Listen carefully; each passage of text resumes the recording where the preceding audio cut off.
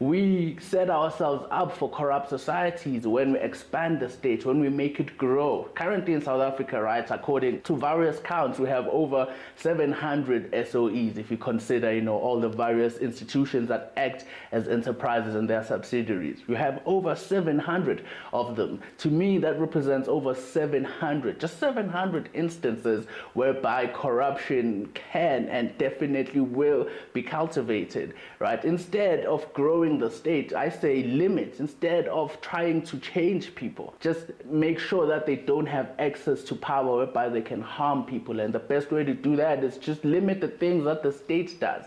Instead of it being contingent on a particular individual, whether something gets done or not, just remove that power altogether and let the market, let the people themselves voluntarily acting, because that's what a market is, people voluntarily interacting with one another. Let us decide what is best for us in most cases than not. That is why, right, if you've been following most of the work that we do here at the FMF, we have things like Liberty First, where we mention things like decreasing the size and scope of the state, and it is primarily due to this reason. So to me, really, I say that the most permanent solution to corruption is really just reducing the size and the scope of the state. By doing that, you are reducing avenues upon which corruption can happen. Thereby, you don't even have to worry whether the person is good or not, because there would be no power for anyone to abuse.